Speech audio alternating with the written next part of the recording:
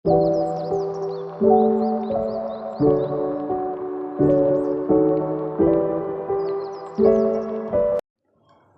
teman-teman, perkenalkan kami mahasiswa program studi biologi Fakultas Sains dan Teknik Universitas Nusa Cendana Kupang. Pada video kali ini, kami dari kelompok 1 akan membahas mengenai bagaimana cara pengolahan fermentasi makanan tempe untuk memenuhi mata kuliah mikrobiologi pangan dan lingkungan. Nah, kelompok kami yaitu kelompok 1 terdiri dari Elena Hendrieta Makena, Nancy Carla Hendriani Manehat, Anggun Nurfasya Uba, dan Mercy Anggelika Tagang. Sebelum kita masuk ke cara pengolahan fermentasi makanan tempe, kami akan memaparkan beberapa bahasan materi mengenai fermentasi makanan tempe. Kedelai atau dengan nama ilmiah Glycemax elmer termasuk famili Leguminosae, subfamili Papilionaceae, genus Glycemax yang berasal dari jenis kedelai liar yang disebut Glycine unriensis. Produk olahan kedelai terdiri dari dua macam, yaitu makanan terfermentasi dan non-terfermentasi. Nah, makanan yang terfermentasi berupa tempe, kecap, dan tauco. Sedangkan makanan yang non-terfermentasi berupa tahu, minyak kedelai, tepung kedelai.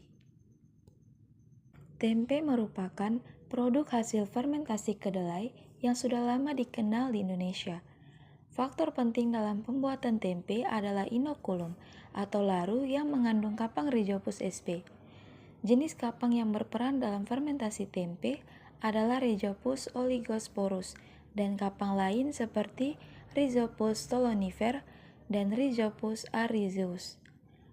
Onukulum tempe digunakan sebagai agensia perubahan kedelai yang telah mengalami proses perebusan dan perendaman menjadi tempe.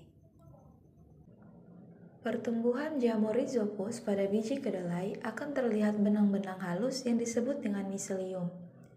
Miselium tersebut mengelilingi keping biji kedelai menjadi suatu padatan yang disebut dengan tempe.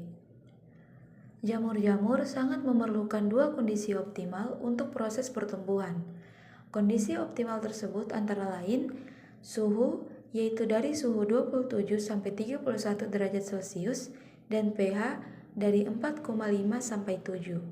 Dengan kelembaban udara, kadar air pada substrat atau medium, jumlah jamur yang diinokulasi, dan kadar amoniak yang terbentuk selama proses fermentasi, perebusan, pembatusan air, dan jenis bahan pembungkus atau plastik, pelepah pisang, daun pisang, dan kertas. Kalau orang kita itu kakak beli di mana? Di Bapenas. Di Bapenas. Kalau raja itu beli di Bapenas. Kalau kacau dia ketemu beli di toko-toko. Di toko-toko. Kalau untuk ini dia punya pembuatan ini pakai plastik saja bukan? Plastik. Kalau ini fermentasinya berapa lama? 3 hari. Ini lusa deh. Besoknya lagi lusa 2 hari. Kali ini untuk besok pagi sudah dijual. Ini tadi pagi penjualan 3 hari. Oh, ini kacang kedelainya untuk dijual lagi. Kalau seperti ini kalau sudah tinggal jual lagi. Kalau kata rendam di kalau kacang utuh tak kedelainya rendam di air panas terus digiling, ada mesin digiling, terus dicuci lagi seluruh ampasnya. Digiling, maksudnya dikasih aja. Dikasih belah dua, ini kan kacang terus itu aja dikasih pica belah dua, langsung dicuci ke seluruh ampasnya, terus direndam lagi selama 1 malam, paginya kita masak tuh kasih kering, baru kita bungkus di plastik, baru dibakar lagi, baru tata lagi. Dibakar, Ya. maksudnya dipanggang itu ya? Dibakar pakai pelita, pakai bakar. Oh, pakai bakar kesekat. Sementara sama-sama. Ya, taruh itu juga. Dikasih dingin dulu, baru taruh lagi, baru kita bungkus.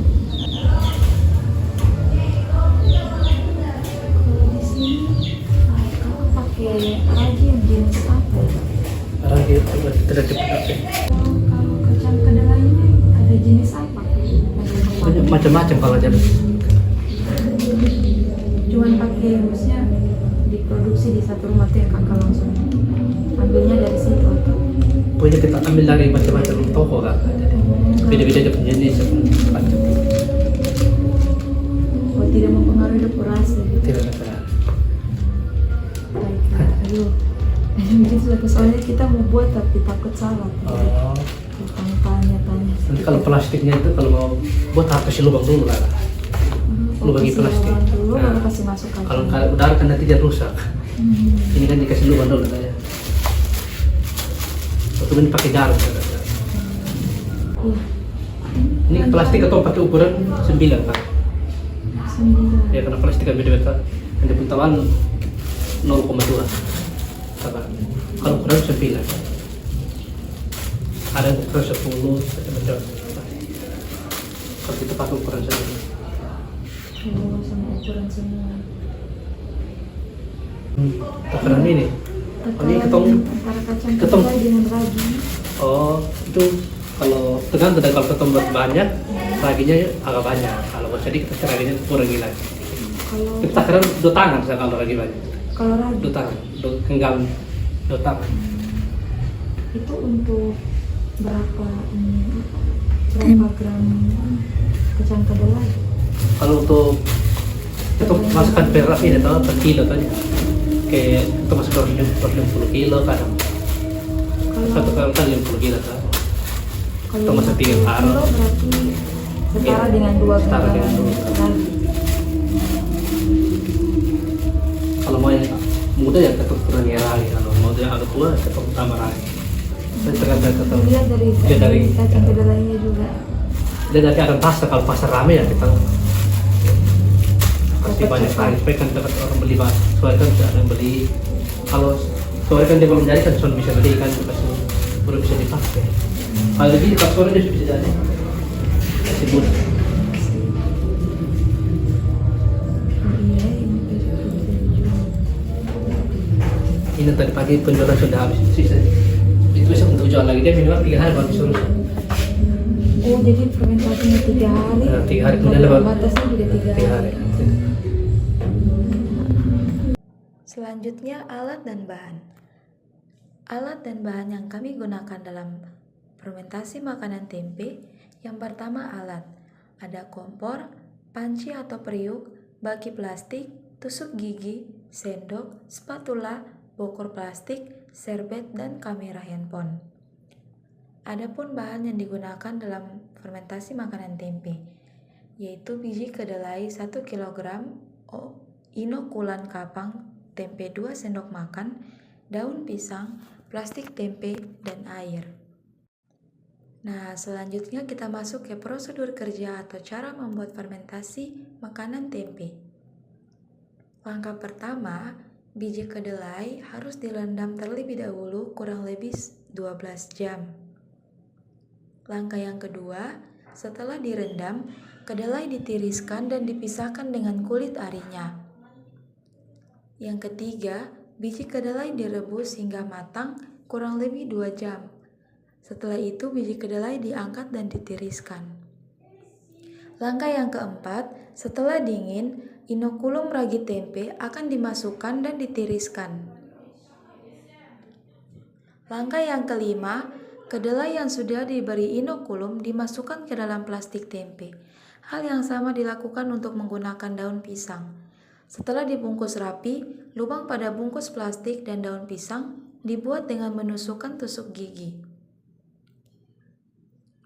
Langkah yang keenam, inkubasi dilakukan pada suhu ruangan dan ditutup menggunakan serbet selama 2-3 hari. Observasi dilakukan secara berkala terkait bagaimana proses fermentasi terjadi selama durasi waktu tersebut. Langkah yang ketujuh, kedelai terfermentasi sempurna dan menjadi tempe ketika seluruh bagian kedelai telah terkolonisasi oleh kapang tempe yang berwarna putih. Nah, selanjutnya hasil praktikum fermentasi makanan tempe. Teman-teman bisa lihat Pada gambar yang dimunculkan di video, gambar yang pertama yaitu gambar fermentasi tempe hari pertama. Yang kedua, gambar fermentasi tempe hari kedua. Dan yang ketiga, gambar fermentasi tempe hari ketiga. Nah, fermentasi tempe dibutuhkan waktu selama 3 hari. Oleh karena itu, kami mengambil pengamatan selama 3 hari. Tabel 4.1 hasil pengamatan pertumbuhan koloni hifa. Teman-teman bisa melihat pada tabel, untuk hari pertama, jenis kemasan pada daun pisang dengan ciri pertumbuhan koloni hifa tipis tidak rata, sedangkan pada plastik tipis tidak rata. Hari kedua, pada daun pisang, pertumbuhan koloni hifa tipis tidak rata, sedangkan pertumbuhan koloni hifa pada plastik tebal namun tidak rata. Pada hari ketiga, pertumbuhan koloni hifa pada daun pisang tebal rata dan pertumbuhan koloni hifa pada plastik tebal dan rata. Selanjutnya pembahasan. Proses fermentasi yang dilakukan oleh jamur Rhizopus sp akan menghasilkan energi, di mana energi tersebut sebagian ada yang dilepaskan oleh jamur Rhizopus sp sebagai energi panas. Energi panas itulah yang menyebabkan perubahan suhu selama proses inkubasi tempe. Selain terjadi perubahan suhu selama proses inkubasi tempe, juga terjadi perubahan warna dan munculnya titik-titik air yang dapat diamati pada permukaan dalam plastik pembungkusan tempe. Pada awal pengamatan, kedelai pada tempe seperti berselimut kapas yang putih. Tetapi dengan bertambahnya masa inkubasi, mulai muncul warna hitam pada permukaan. Berdasarkan hasil pengamatan di atas, didapatkan bahwa tempe yang dibungkus dengan daun pisang dan plastik memiliki tekstur tempe yang kepadatannya tidak merata. Pada beberapa bagian tempe yang membadat berwarna putih disebabkan oleh pertumbuhan miselium kapang, sedangkan bagian yang tidak memadat atau lembek dan terdapat bercak berwarna kehitaman, hal ini disebabkan oleh beberapa faktor, yakni pada saat penirisan, kedelai tidak dilakukan dengan benar, dan pada saat pengemasan di mana kedelai masih basah dan terdapat air yang berlebihan dalam biji dapat menyebabkan penghambatan pertumbuhan jamur dan menyebabkan pembusukan. Selain itu, pemberian ragi tempe yang tidak merata, penyimpanan kedelai yang melebihi batas waktu, suhu yang tidak sesuai, dan juga dapat menyebabkan beberapa bagian tempe mengalami pembusukan. Oke teman-teman, sekian dari hasil presentasi kami mengenai cara membuat fermentasi makanan tempe. Semoga video kali ini bermanfaat ya. Sampai jumpa di video berikutnya.